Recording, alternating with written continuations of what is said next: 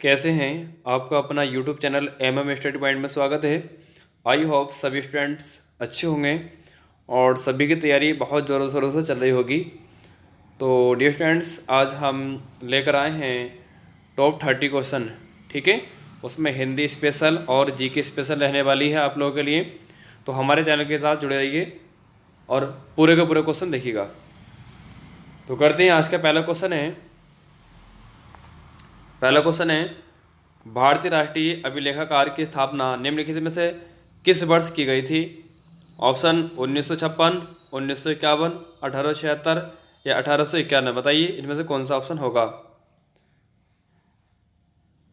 जल्दी बताइए कौन सा ऑप्शन होगा। तो अगर हम बात करें राष्ट्रीय अभिलेखागार की स्थापना की, ठीक है, तो भारतीय राष्ट्रीय अभिलेखागार की स्थापना सन 1851 में हुई थी। यह भारत सरकार के पर्यटन और संस्कृत मंत्रालय से संबंधित कार्यालय है। सन 1891 में स्थापित इस संस्था का पूर्व नाम क्या था? इम्पीरियल। क्या था? इम्पीरियल इसका पूर्व नाम था। ठीक है, इम्पीरियल, इम्पीरियल। तो ये भी आप रखेंगे। इसका जो पहला नाम था वो क्या था? इम्पीरियल। ठीक है, इम्पीरियल रिकॉर्ड्स डिपार्टमेंट था। तो इसकी स्थापना कब हुई थी? 1891 में। तो ऑप्शन कौन सा हो जाएगा इसका? डी हो जाएगा। ठीक है, option D is the right option होगा। ओके, अगला क्वेश्चन है चुटका परमाणु ऊर्जा संयंत्र निम्नलिखित में से किस राज्य में स्थित है? बताइए इसका आंसर क्या आएगा। Question number 2, Rajasthan, Gujarat, Haryana, Madhya Pradesh. बताइए जल्दी से क्या होगा इसका आंसर। तो चुटका परमाणु ऊर्जा संयंत्र की अगर हम बात करें तो ये मध्य प्रदेश में पड़ता है गुरु। ठीक है, इसे nuclear power corporation of India, जिसको NPCL कहते हैं, NPCIL। ठीक है, हम बोलेंगे क्या इसको? क्या बोलेंगे इसको? न्यूक्लियर न्यूक्लियर पावर ऑफ, यानी कॉरपोरेशन ऑफ इंडिया, है ना, इंडिया लिमिटेड बोलते हैं इसको। ठीक है, तो द्वारा संचालित किया गया ये संयंत्र भारत के प्रमुख टाइगर अभ्यारण्य कान्हा राष्ट्रीय उद्योग के पास स्थित है। ठीक है, तो कहाँ पे? ये मध्य प्रदेश में। ऑप्शन डी इसका राइट आंसर होगा। ऑप्शन डी राइट होगा। ठीक है, तो चलिए अगले क्वेश्चन की ओर बढ़ते हैं। क्वेश्चन नंबर 3, इसका आंसर क्या आएगा जल्दी से। निम्नलिखित में से किस वर्ष में अंग्रेजों द्वारा बहादुर शाह सेकंड यानी द्वितीय को सिंहासन से अपसद कर रंगून में निर्वासित कर दिया गया था? किस वर्ष अंग्रेजों ने? ठीक है, 1798, 1834 या 1698, 1835। बताइए इसका आंसर क्या होगा। तो अगर हम बात करें 1857 की क्रांति, तो आपने बहुत सुना होगा। सन 1857 में अंग्रेजों के द्वारा बहादुर शाह सेकंड को सिंहासन से अपदस्थ कर रंगून के लिए निर्वाचित कर दिया गया था। बहादुर शाह जफर मुगल साम्राज्य के अंतिम बादशाह थे। किसके? ये जफर शाह के, यानी बहादुर शाह जो है जफर मुगल साम्राज्य के कौन थे? ये अंतिम बादशाह थे। इन्होंने सन 1857 के प्रथम भारतीय, कब? 1857। ठीक है, 1857 के प्रथम भारतीय स्वतंत्रता संग्राम में भारतीय सिपाहियों का प्रतिनिधित्व किया। ठीक है, तो कब किया? 1857 में क्या था? तो option D is the right हो जाएगा इसका। ठीक है, अगला क्वेश्चन है पोवाड़ा नृत्य शैली का संबंध निम्नलिखित में किस राज्य से? पोवाड़ा महाराष्ट्र, पश्चिम बंगाल, उड़ीसा, बिहार। बताइए। तो पोवाड़ा एक नृत्य शैली है, तो आप सभी को पता होगा। पोवाड़ा नृत्य शैली का संबंध महाराष्ट्र राज्य से है। ठीक है, पोवाड़ा नृत्य शिवाजी की संतुष्टि में किया जाता है। ये जो शिवाजी महाराज हैं, ठीक है, इसके गीत की रचना करने वालों को शाहिर कहा जाता है। क्या कहा जाता है? जो गीत की रचना करता है, गीत की रचना, उसे हम क्या बोलते हैं? शाहिर बोलते हैं। ठीक है, क्या बोलते हैं उसको हम? शाहिर। ठीक है, शायर के नाम जानते हैं। तो कहाँ पे है ये? जल्दी बताओ। पोवाड़ा कहाँ का? ये महाराष्ट्र का। तो इसका ऑप्शन कौन सा हो जाएगा? ए, पहला वाला ऑप्शन इसका राइट होगा। ठीक है, अगले क्वेश्चन की ओर बढ़ते हैं। क्वेश्चन नंबर 5, मतलब इसका आंसर क्या आएगा? भारतीय रिजर्व बैंक का राष्ट्रीयकरण निम्न में से किस वर्ष किया गया था? 1927, 1956, 1935, 1949। बताइए किस वर्ष किया गया था। तो हम बात करें भारतीय रिजर्व बैंक का राष्ट्रीयकरण, और आपको पता है, देखो RBI, किसकी बात कर रहे हैं हम? RBI, reserve bank of India, ठीक है। अगर इसकी स्थापना पूछेगा, रिजर्व बैंक की स्थापना, एक था राष्ट्रीयकरण, यानी राष्ट्रीयकरण का मतलब विलय कुछ बैंकों का, तो राष्ट्रीयकरण तो किया गया था 1949 में, ठीक है। ऑप्शन डी इसका राइट होगा, 1949। लेकिन इसके अगर पूछने पे स्थापना कब की गई थी आरबीआई की, तो आरबीआई की स्थापना 1 अप्रैल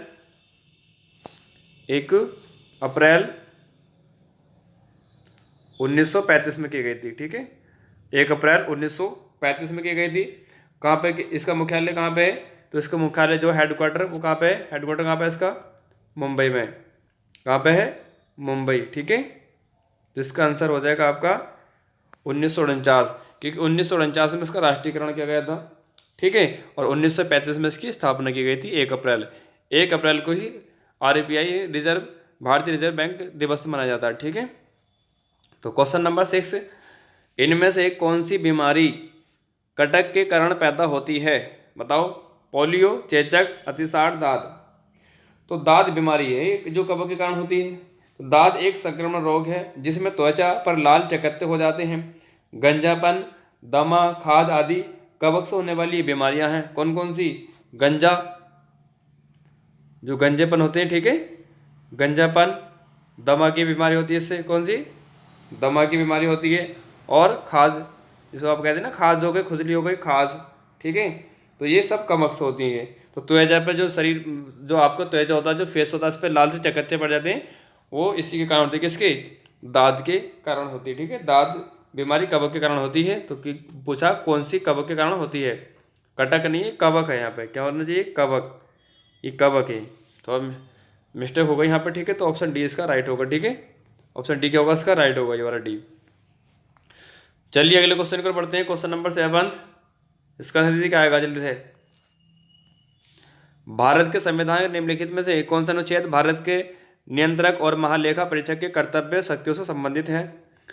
अनुच्छेद 189, अनुच्छेद 234, अनुच्छेद 254 और 149। बताओ, महालेखा परीक्षक कर्तव्य और शक्तियों से संबंधित है। तो भारत संविधान का अनुच्छेद 149 भारत के नियंत्रक एवं महालेखा परीक्षक के कर्तव्य और शक्तियों से संबंधित है, क्योंकि वर्तमान में गिरीश चंद्र मुर्मू ने भारत के 14वें नियंत्रक एवं महालेखा परीक्षक हैं। इसकी नियुक्ति राष्ट्रपति द्वारा होती है, ठीक है। तो किस में है ये, 149 में। ऑप्शन कौन सा हो जाएगा आपका, डी इज द राइट होगा, ठीक है। अगला क्वेश्चन है क्वेश्चन नंबर 8 आपका ये वाला। देखिए इसमें पंजाब पुनर्गठन अधिनियम 1966 की निम्नलिखित में से की धारा में चंडीगढ़ के केंद्र शासित प्रदेश के रूप में परिभाषित किया गया। धारा 3, धारा 6, धारा 1, धारा 4, बताइए कौन सा होगा। तो पंजाब पुनर्गठन अधिनियम 1966 की धारा 4 में चंडीगढ़ को केंद्र शासित प्रदेश के रूप में परिभाषित किया गया था, क्योंकि पंजाब पुनर्गठन अधिनियम संसद द्वारा 18 सितंबर 1966 को पारित किया गया था। इसके अंतर्गत हरियाणा को एक स्वतंत्र राज्य का दर्जा प्राप्त हुआ था, ठीक है। तो आपका आंसर कौन सा हो जाएगा, option D is the right option, ठीक है। चलिए अगले क्वेश्चन पर पढ़ते हैं, क्वेश्चन नंबर 9। वह पदार्थ है जिससे आपकी प्रतिरक्षा प्रणाली उसके विरुद्ध एंटीबॉडी का उत्पादन करती है। एंटीजन, ग्लूकोज, प्लेटलेट्स और प्रोटीन। बताओ क्वेश्चन नंबर 9 क्या होगा। अगर हम बात करें एंटीबॉडी उत्पादन की, ठीक है, तो एंटीजन वह पदार्थ है जिसे शरीर की प्रतिरक्षा प्रणाली उसके विरुद्ध एंटीबॉडी का उत्पादन करती है। एंटीजन कौन, एंटीजन। एंटीजन लाल रक्त कोशिकाओं की सतह पर पाया जाने वाला प्रोटीन अणु है। क्या ये एक प्रोटीन अणु है। एंटीजन मुख्य रूप से मानव शरीर में लिम्फोसाइटस को सक्रिय करता है, ठीक है, लिम्फोसाइटस को सक्रिय करता है। तो आपका एंटीजन है जो बॉडी को सही रखता है। एंटीजन ऑप्शन इसका डी हो जाएगा, ए। अगला क्वेश्चन है, निम्नलिखित में से किस तारीख को अंतर्राष्ट्रीय बाघ दिवस के रूप में मनाया जाता है। बताओ बाघ दिवस जल्दी से। तो बाघ दिवस किसको, 12 मई, वेरी गुड, 12 मई को बाघ दिवस मनाया जाता है। जो इसके कुछ महत्वपूर्ण दिवस है, मैं भी उसको भी चर्चा में कर सकता हूँ। देखो अगर 12 को अंतर्राष्ट्रीय 12 को नहीं होना चाहिए, 12 को तो शायद अंतर्राष्ट्रीय नर्सिंग दिवस होगा, ठीक है। तो उसका कौन सा हो जाएगा, 1 मिनट, 29 जुलाई, ठीक है, 29 जुलाई को 29 जुलाई को क्या मनाया जाएगा? अंतर्राष्ट्रीय बाघ दिवस। 12 को क्या मनाया जाएगा? अंतर्राष्ट्रीय नरसिंह दिवस। क्या मनाया जाएगा? ये नरसिंह दिवस मनाया जाएगा, ठीक है। और 5 नवंबर को क्या मनाया जाएगा? विश्व सुनामी दिवस। क्या मनाया जाएगा? वर्ल्ड सुनामी दिवस। सुनामी दिवस। और 10 जनवरी को तो सबको पता है, ये वर्ल्ड हिंदी दिवस। वर्ल्ड हिंदी दिवस, ठीक है। चलिए अगले क्वेश्चन की ओर बढ़ते हैं। क्वेश्चन नंबर 11, निम्नलिखित में कौन सा भूटान का सबसे ऊंचा पर्वत है? कुला कांगड़ी, जोमालहरी, खंगर, पुनसुम, गीप मोची। बताओ कौन सा होगा? खंगर पुनसुम भूटान का सबसे ऊंचा पर्वत है। अगर हम इसकी हाइट की बात करें, इसकी डियर फ्रेंड्स हाइट पता है कितनी है? इसकी हाइट है 7570 मीटर इसकी हाइट है, ठीक है। तो ये सबसे ऊंचा पर्वत है भूटान का। इसकी ऊंचाई बता दी। खंगर पुनसुम एक तिब्बती भाषा का शब्द है जिसका अर्थ है 3 आत्मिक भाइयों का सुवेद पर्वत। 3 आत्मिक भाइयों का सुवेद पर्वत, ठीक है। तो 11वें का आंसर क्या हो जाएगा? 11वें का सी ऑप्शन बिल्कुल ठीक होगा। ऑप्शन सी इसका राइट होगा, ठीक है। अगला क्वेश्चन है, पृथ्वी पर मौजूद वृक्षों की सबसे पुरानी जीवित प्रजाति कौन सी है? Bristlecone pine, bristlecone pine, या लॉन साइप्रस, या रेनबो ट्री, या ट्री ऑफ लाइफ। बताइए पृथ्वी का। तो आपको पता है पृथ्वी पर जो मौजूद वृक्ष होते हैं सबसे पुरानी जीवित प्रजाति ब्रिसल कॉन पाइन ही है। ये सबसे पुरानी प्रजाति है, ठीक है। तो आपको पता है यानी सबसे पुरानी प्रजाति कौन सी है? बिरसल। ये पुरानी जाति पूछिए बिरसल, ठीक है। ये वाली पूछिए बिरसल, बिरसल पाइन, ठीक है। क्योंकि बिरसल कॉन पाइन उत्तर अमेरिका के पश्चिमी इलाकों में मिलती है। इन पेड़ों की लकड़ी बेहद घनी और सख्त होती है, ठीक है। अगला क्वेश्चन, क्वेश्चन नंबर 13, बताइए इसका आंसर क्या आएगा? निम्नलिखित में कौन विशेष कोड टू बिन के लेखक हैं? चेतन आनंद, निरुपमा यादव, आशीष रे, विशेष भंगरू बंसी। जल्दी बताओ इसका आंसर क्या हो जाएगा?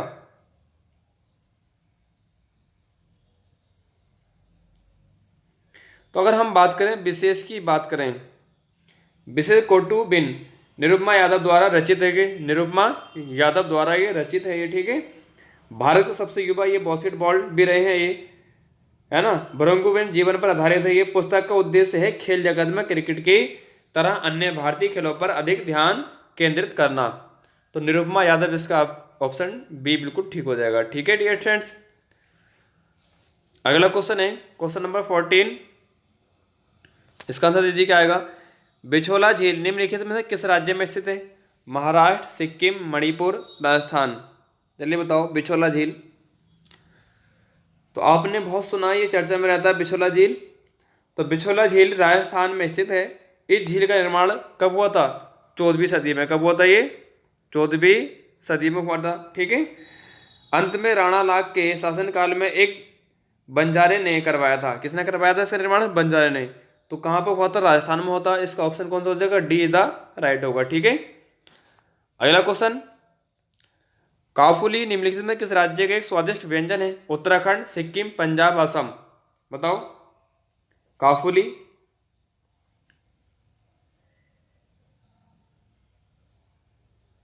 जल्दी इसका आंसर क्या होगा काफुली का?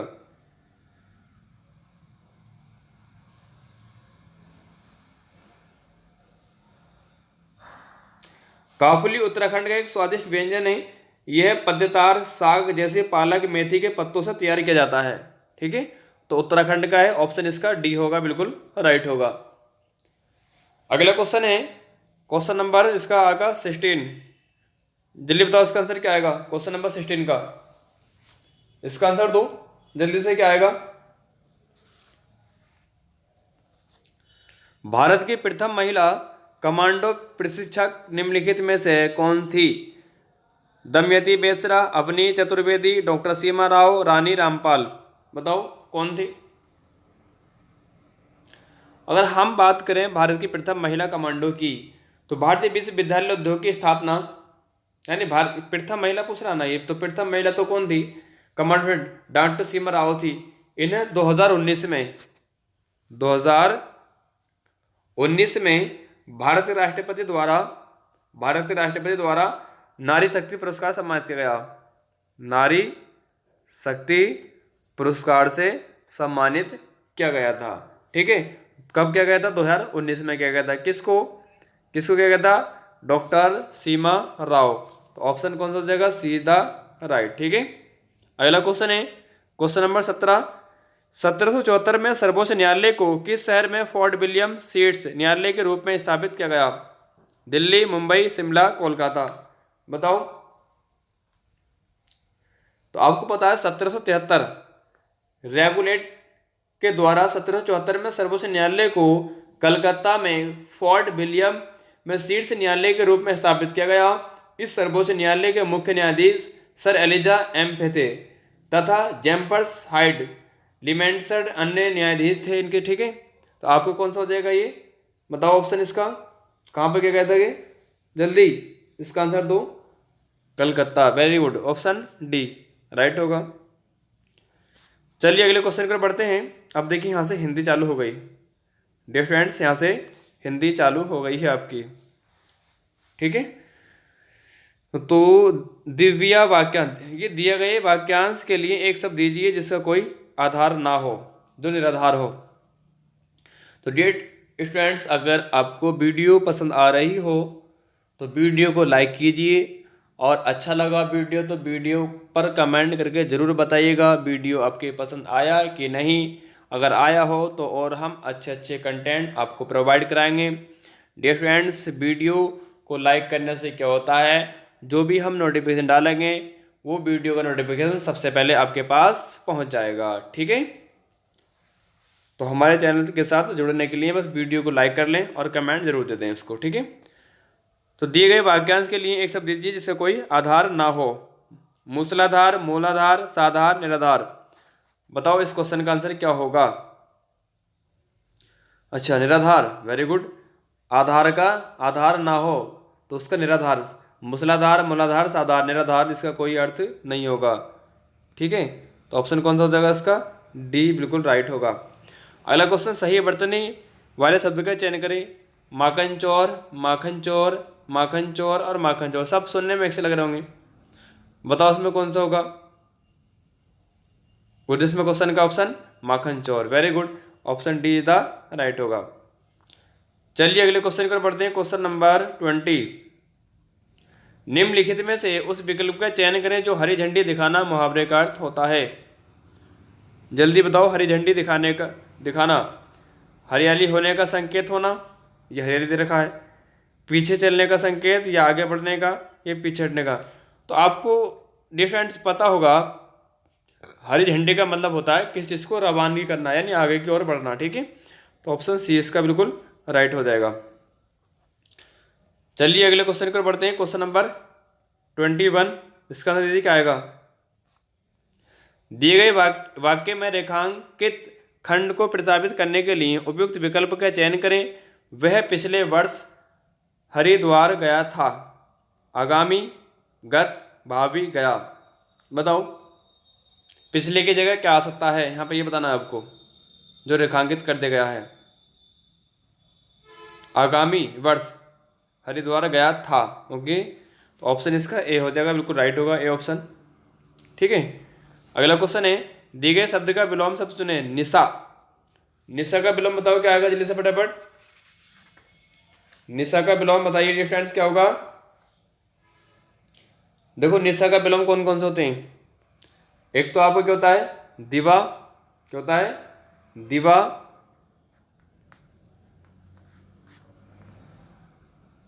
ठीक है, वासर,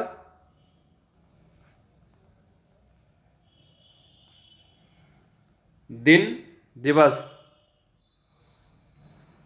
दिन, दिवस। अब देख लो यहाँ पे क्या आएगा इसका? दिवा विलोम चिन्ह है। ओके, तो ऑप्शन डी हो जाएगा इसका 22 का।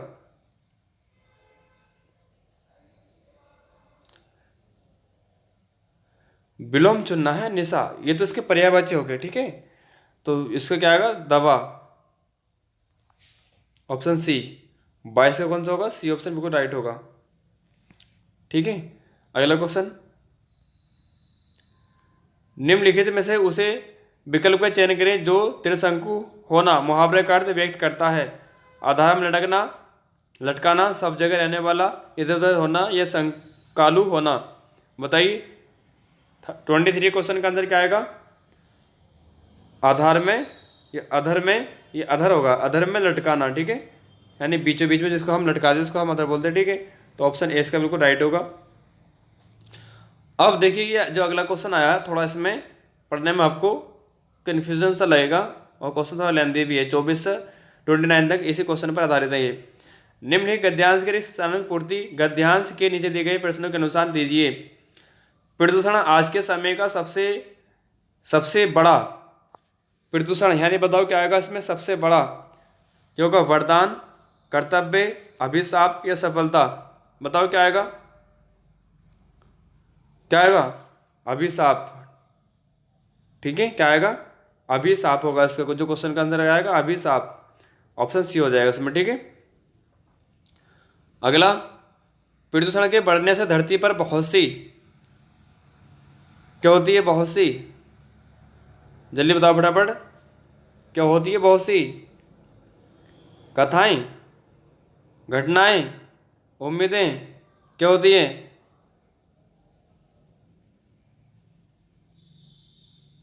ये समस्याएं, समस्याएं। ठीक है, क्या होती हैं? समस्याएं होती हैं। तो इसमें तो आपको दिखाई नहीं दे रहा, लेकिन यहाँ पर समस्याएं कर देना। ठीक है, तो मैं यहाँ पर लिख देता हूँ समस्याएं, समस्याएं। यहाँ पर अभिशाप आ गया। और चौथा है, यहाँ पे क्या आएगा? प्रदूषण के तत्व। ठीक है, तत्व, यहाँ पे क्या पढ़ सकते हैं हम? तत्व, जो प्रदूषण के तत्व है आपके, रोका, प्रदूषण तत्व रोका द्वारा उत्पन्न किए गए। ठीक है, रोका, तो यहाँ पे हम और रोका कर लेते हैं। ठीक है,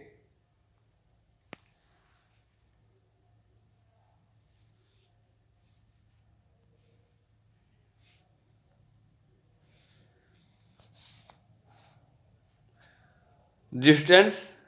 आगे चलते हैं अगले क्वेश्चन की ओर। देखिए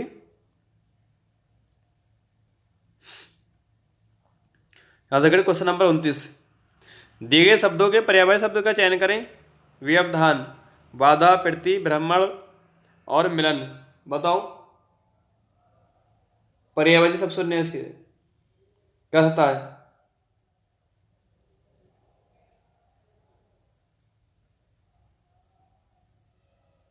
जल्दी इसका आंसर दो।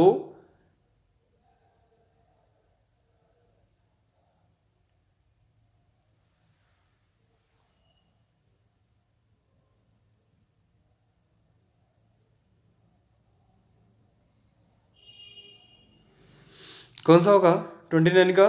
ए ऑप्शन, बाधा, व्यवधान का बाधा, गुड। ठीक है,